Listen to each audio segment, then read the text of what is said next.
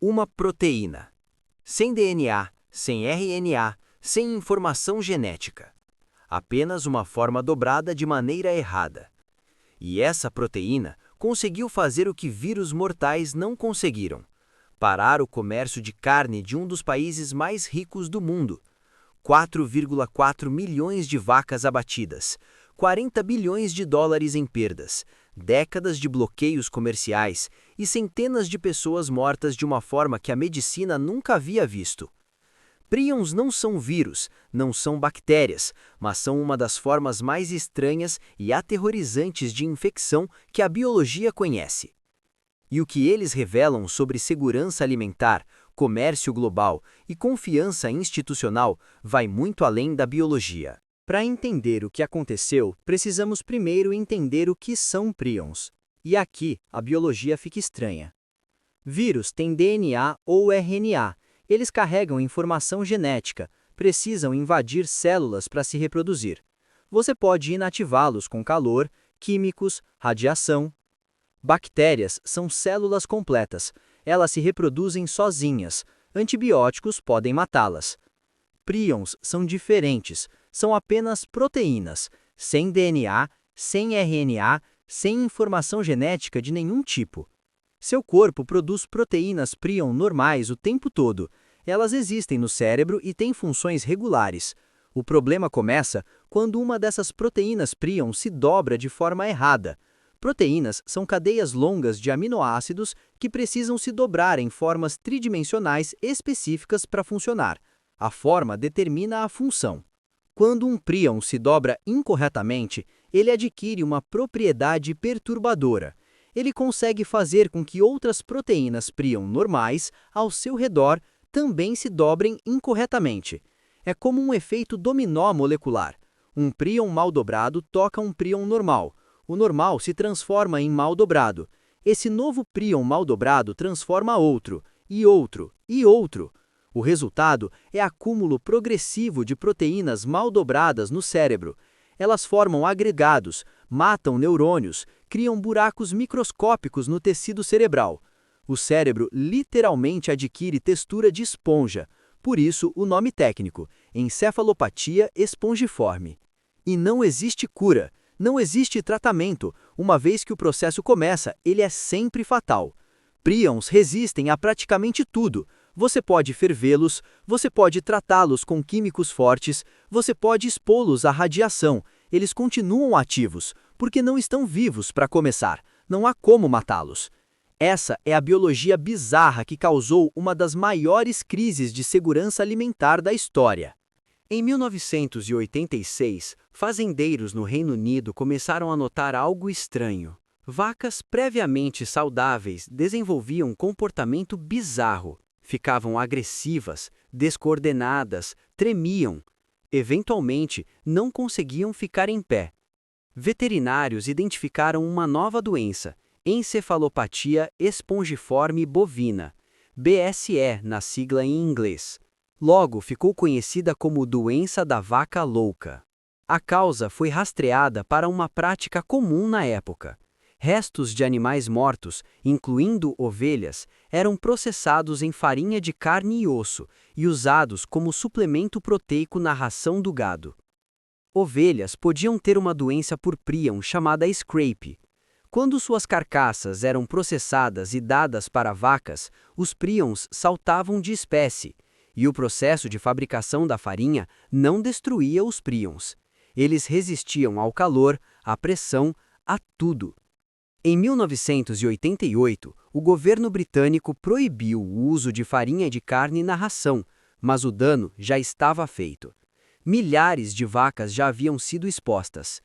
Entre 1986 e o pico em 1993, mais de 180 mil vacas foram diagnosticadas com BSE. O número real provavelmente foi muito maior. Mas a crise estava apenas começando, porque em 1996 veio a bomba. Cientistas confirmaram algo que o governo havia negado por anos: BSE poderia sim infectar humanos. Uma nova forma da doença de Creutzfeldt-Jakob, chamada variante CJD ou VCJD, foi identificada em pacientes jovens. Eles haviam comido carne contaminada anos antes. O período de incubação era longo, às vezes mais de uma década, mas quando os sintomas apareciam, a progressão era rápida e brutal. Demência, perda de coordenação, morte em poucos meses. Não havia tratamento, não havia cura, era uma sentença de morte. O pânico foi imediato e global. A resposta foi drástica e cara. Entre 1996 e 2001, o Reino Unido abateu 4,4 milhões de vacas. Rebanhos inteiros foram sacrificados preventivamente. Não importava se as vacas mostravam sintomas ou não. Se faziam parte de grupos de risco, eram abatidas. As carcaças eram incineradas em valas gigantes. Imagens de campos em chamas com milhares de animais mortos se tornaram símbolo da crise. O custo total foi estimado em 28 bilhões de libras, cerca de 40 bilhões de dólares, a maior crise agrícola da história britânica. Não era apenas o custo direto de abate e incineração, era a compensação a fazendeiros que perderam rebanhos construídos ao longo de gerações. Era a reconstrução de todo um setor econômico. Era a vigilância sanitária intensificada, que continua até hoje. Mas o custo econômico foi além das fronteiras do Reino Unido. Em 1996, a União Europeia impôs um bloqueio total às exportações de carne bovina britânica. Outros países seguiram. O Reino Unido, que havia sido um grande exportador, ficou isolado comercialmente. O bloqueio da UE durou oficialmente até 2006, 10 anos. Mesmo depois de levantado, muitos mercados nunca foram recuperados. A confiança havia sido quebrada. Fazendeiros britânicos perderam não apenas animais, mas gerações de linhagens genéticas cuidadosamente desenvolvidas. Pequenas fazendas familiares faliram. Comunidades rurais inteiras foram devastadas economicamente. E tudo isso por algo invisível a olho nu, uma proteína dobrada de forma errada. Mas o impacto não ficou restrito ao Reino Unido. O pânico se espalhou. Consumidores em toda a Europa pararam de comprar carne bovina, independentemente da origem. Vendas despencaram 30%, 40%, 50% em alguns mercados. Supermercados retiraram produtos com carne das prateleiras. Restaurantes removeram hambúrgueres dos menus. Redes de fast food precisaram demonstrar publicamente que sua carne não vinha do Reino Unido. Países impuseram bloqueios não apenas contra o Reino Unido, mas contra qualquer nação que tivesse histórico de BSE. França, Irlanda, Alemanha, Suíça, todos tiveram casos. Todos enfrentaram restrições. O comércio global de carne, que movimentava bilhões de dólares anualmente, entrou em colapso. Produtores em países sem nenhum caso de BSE sofreram porque consumidores simplesmente pararam de confiar. A crise revelou algo incômodo. Cadeias de suprimento globalizadas e opacas. Consumidores que não sabiam de onde vinha sua comida. Sistemas de rastreabilidade inadequados. Regulamentação fragmentada. E prions eram especialmente assustadores porque desafiavam intuições. Você não podia vê-los, não podia cheirá-los. Carne contaminada parecia perfeitamente normal. Cozinhar não ajudava. Não havia teste rápido. O medo era racional. Uma refeição, décadas atrás, poderia ser uma sentença de morte. E você não saberia até os sintomas aparecerem, quando já seria tarde demais. No pico da crise, vender carne bovina virou um desafio de relações públicas tanto quanto um desafio comercial. Mas talvez o impacto mais duradouro tenha sido na confiança institucional. Por anos, o governo britânico minimizou o risco. Ministros apareceram na televisão comendo hambúrgueres para provar que a carne era segura. Cientistas governamentais afirmaram repetidamente que BSE não poderia infectar humanos. Quando a variante CJD foi confirmada em 1996, ficou claro que autoridades haviam ignorado avisos. Documentos mostraram que cientistas internos alertaram sobre o risco humano já no início dos anos 90, mas foram silenciados. A percepção pública foi de que o governo priorizou interesses econômicos da indústria da carne sobre saúde pública, que informações foram ocultadas, que riscos foram minimizados até que não pudessem mais ser negados. Uma investigação oficial, a BSE Inquiry, levou anos e produziu milhares de páginas de relatórios. Confirmou falhas sistemáticas, falta de transparência, comunicação inadequada entre departamentos, conflitos de interesse. O impacto foi profundo. Contribuiu para um ceticismo crescente em relação a declarações governamentais sobre riscos à saúde. Fortaleceu movimentos por transparência, rastreabilidade e regulamentação independente na cadeia alimentar. Cada crise alimentar subsequente, de Salmonella a E. coli, foi vista através das lentes da vaca louca. A pergunta sempre presente: o que mais estão escondendo de nós? A crise de Prions mudou permanentemente a relação entre governos, indústria e consumidores na Europa. E no Brasil, qual a situação? O Brasil é classificado pela Organização Mundial de Saúde Animal como país de risco insignificante para a BSE. É a classificação mais alta possível. Significa que o risco de ter BSE no rebanho brasileiro é mínimo.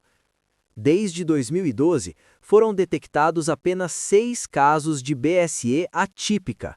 Essa forma é esporádica, ocorre naturalmente em uma vaca a cada 1.000.000 e não está ligada à alimentação, não se espalha, não representa risco de epidemia.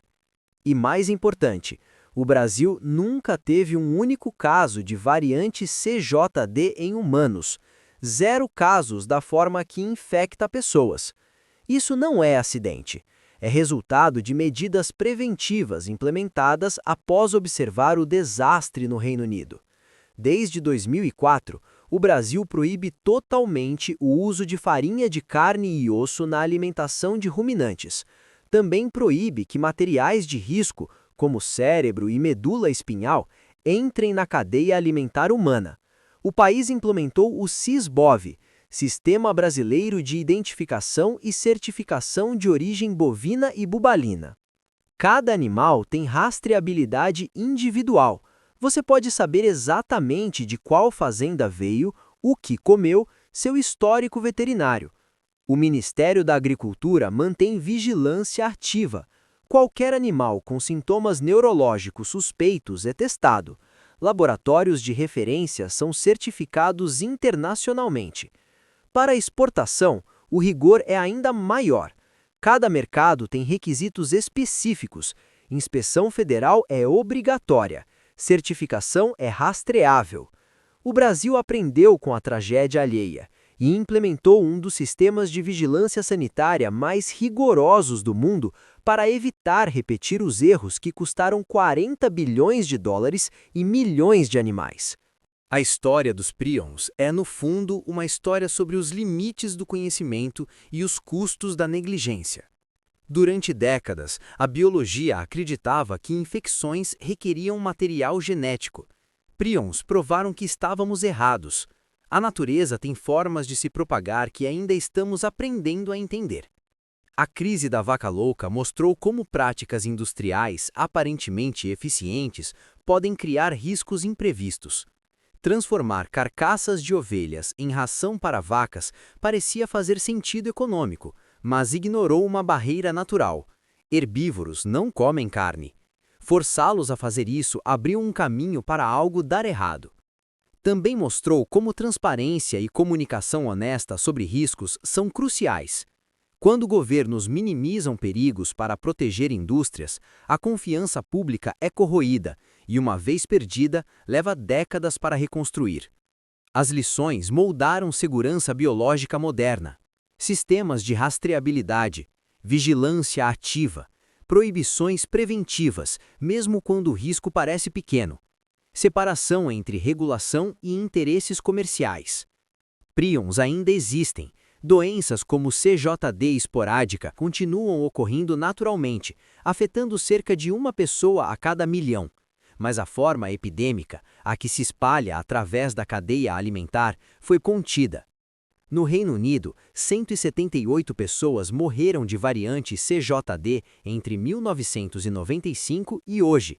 Cada uma delas comeu carne contaminada décadas antes. O último caso novo foi em 2016. A epidemia acabou, mas deixou cicatrizes profundas. 40 bilhões de dólares, 4,4 milhões de vacas, centenas de mortes humanas e uma lição sobre como ameaças biológicas podem vir de lugares inesperados. Prions não são vírus, não são bactérias, mas são um lembrete de que a natureza ainda guarda surpresas e que vigilância, transparência e humildade científica não são luxos, são necessidades.